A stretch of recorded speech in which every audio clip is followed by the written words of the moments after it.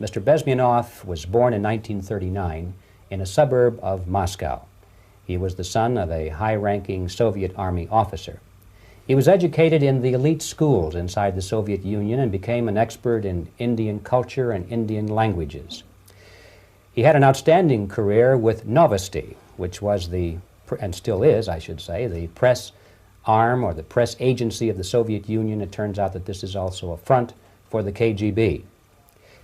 He escaped to the West in 1970 after becoming totally disgusted with the Soviet system, and he did this at great risk to his life. He certainly is one of the world's outstanding experts on the subject of Soviet propaganda and disinformation and active measures. Well, you spoke several times before about ideological subversion. That is a phrase that I'm afraid some Americans don't fully understand.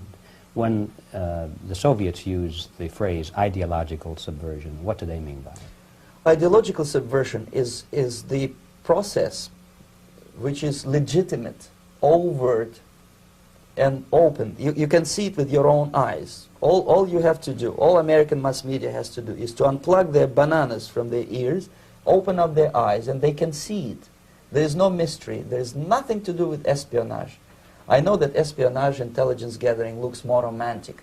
It sells more deodorants through the advertising, probably. That's why your Hollywood producers are so crazy about James Bond type of thrillers. But in reality, the main emphasis of the KGB is not in the area of intelligence at all. According to my opinion and opinion of many defectors of my caliber, only about 15% of time, money, and manpower is spent on espionage as such. The other 85% is a slow process which we call either ideological subversion or active measures, активные мероприятия in the language of the KGB, or psychological warfare. What it basically means is to change the perception of reality of every American to such an extent that despite of the abundance of information, no one is able to come to sensible conclusions in the interests of defending themselves, their families, their community, and their country. It's a great brainwashing process which goes very slow, and it's divided in 4 basic stages. The first one being demoralization. It takes from 15 to 20 years to demoralize a nation. Why that many years? Because this is the minimum number of years which requires to educate one generation of students in the country of your enemy, exposed to the ideology of the enemy. In other words, Marxism-Leninism ideology is being pumped into the soft heads of at least 3 generations of American students without being challenged or counterbalanced by the basic values of Americanism, American patriotism. The result you can see. Most of the people who graduated in the 60s, dropouts or half-baked intellectuals, are now occupying the positions of power in the government, civil service, business, mass media, educational system. You are stuck with them. You cannot get rid of them. They are contaminated. They are programmed to think and react to certain stimuli in a certain pattern. You cannot change their mind, even if you expose them to authentic information, even if you prove that white is white and black is black, you still cannot change the basic perception and the logic of behavior. In other words, these people, the process of demoralization is complete and irreversible. To get rid society of these people, you need another 20 or 15 years to educate a new generation of patriotically minded and common sense people who would be acting in favor and in the interests of United States society. And yet these people who've been programmed and, as you say, in place and Yes. who are favorable to an opening with the Soviet concept, these are the very people who would be marked for extermination in this country? Most of them, yes. Simply because the psychological shock when they will see in future what the beautiful society of equality and social justice means in practice, obviously they will revolt. They will be very unhappy, frustrated people. And the Marxist-Leninist regime does not tolerate these people. Obviously they will join the links of dissenters, dissidents. Unlike in present United States, there will be no place for dissent in future Marxist-Leninist America. Here you can get popular like Daniel Ellsberg and filthy rich like Jane Fonda for being dissident, for criticizing your Pentagon. In future, these people will be simply squashed like cockroaches. Nobody is going to pay them nothing for their beautiful, noble ideas of equality. This they don't understand, and it will be greatest shock for them, of course. The demoralization process in the United States is basically completed already. For the last 25 years. Actually, it's overfulfilled, because demoralization now reaches such areas where previously not even Comrade Andropov and all his experts would even dream of such a tremendous success. Most of it is done by Americans to Americans, thanks to lack of moral standards. As I mentioned before, exposure to true information does not matter anymore. A person who was demoralized is unable to assess true information. The facts tell nothing to him. Even if I shower him with information, with authentic proof, with documents, with pictures, even if I take him by force to the Soviet Union and show him concentration camp, he will refuse to believe it until he is going to receive a kick in his fat bottom. When a military boot crashes his, then he will understand, but not before that. That's the tragic of the situation of demoralization. So basically America is stuck with demoralization, and unless, even if you start right now, here, this minute, you start educating new generation of Americans, it will still take you 15 to 20 years to turn the tide of ideological perception of reality back to normalcy and patriotism. The next stage is destabilization. This time, subverter does not care about your ideas and the patterns of your consumption. Whether you eat junk food and get fat and flabby, it doesn't matter anymore. This time, and it takes only from 2 to 5 years to destabilize a nation, what matters is essentials: economy, foreign relations, defense systems. And you can see it quite clearly that in some areas, in such sensitive areas as defense and economy, the influence of Marxist-Leninist ideas in the United States is absolutely fantastic. I could never believe it 14 years ago when I landed in this part of the world, that the process will go that fast. Your leftists in the United States, all these professors and all these beautiful civil rights defenders, they are instrumental in the process of the subversion only to destabilize the nation. When their job is completed, they are not needed anymore. They know too much.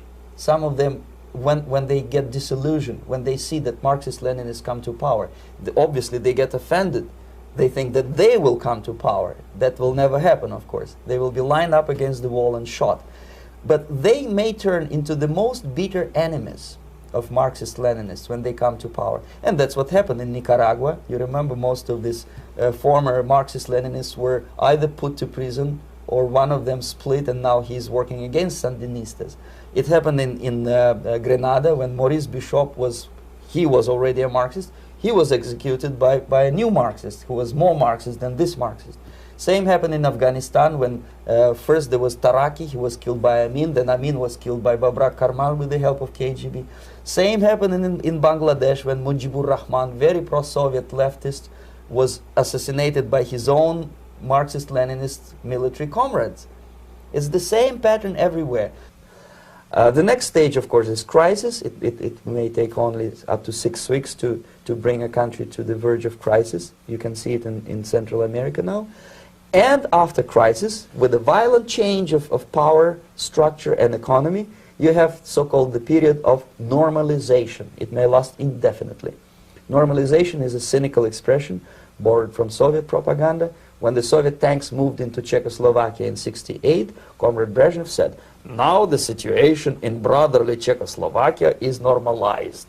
This is what will happen in the United States if you allow all these schmucks to bring the country to crisis, to promise people all kind of goodies and the paradise on earth, to destabilize your economy, to eliminate the principle of free market competition, and to put a big brother government in Washington, D.C., with benevolent dictators like Walter Mondale, who will promise lots of things, never mind whether the promises are fulfillable or not. He will go to Moscow to kiss the bottoms of new generation of Soviet assassins. Never mind. He will create false illusions that the situation is under control. Situation is not under control. Situation is disgustingly out of control. Most of the American politicians, media, and educational system trains another generation of people who think they are living at a peacetime. False. United States is in the state of war, undeclared total war against the basic principles and the foundations of this system. And the initiator of this war is not Comrade Andropov, of course. It's the system. However ridiculous it may sound, the world communist system or the world communist conspiracy, whether I scare some people or not, I don't give a hoot. If you are not scared by now, nothing can scare you. But you don't have to be paranoid about it. What actually happens now, that unlike myself, you have literally several years to live on unless the United States wake up. The time bomb is ticking. With every second, the disaster is coming closer and closer. Unlike myself, you will have nowhere to defect to, unless you want to live in Antarctica with penguins. This is it. This is the last country of freedom and possibility. Okay, so what do we do? What is your recommendation to the American people? Well, the immediate thing that comes to my mind is, of course, there must be a very strong national effort to educate people in the spirit of real patriotism, number one. Number two, to explain them the real danger of socialist, communist, whatever, welfare state, big brother government. If people will fail to grasp the impending danger of that development, nothing ever can help United States. You may kiss goodbye to your freedom, including freedoms to homosexuals, to prison inmate. All this freedom will vanish, evaporate in 5 seconds, including your precious lives. The second thing, the moment at least part of United States population is convinced that the danger is real, they have to force their government. And I'm not talking about sending letters, signing petitions, and all this beautiful, noble activity. I'm talking about forcing United States government to stop aiding communism. Because there is no other problem more burning and urgent than to stop the Soviet military-industrial complex from destroying whatever is left of the free world. And it is very easy to do. No credits, no technology, no money, no political or diplomatic recognition, and of course no such idiocy as grain deals to USSR. The Soviet people, 270 millions of Soviets, will be eternally thankful to you if you stop aiding a bunch of murderers who sit now in Kremlin and whom President Reagan respectfully calls government. They do not govern anything, least of all such complexity as the Soviet economy. So basic, two very simple, maybe too simplistic answers or solutions, but nevertheless they are the only solutions. Educate yourself, understand what's going on around you. You are not living at the time of peace. You are in a state of war. And you have precious little time to save yourself. You don't have much time, especially if you are talking about young generation. There's not much time left for convulsions to the beautiful disco music. Very soon it will go, just overnight. If we are talking about capitalists or wealthy businessmen, I think they are selling the rope on which they will hang very soon. If they don't stop, if they cannot curb their unsettled desire for profit, and if they keep on trading with the monster of the Soviet communism, they are going to hang very soon.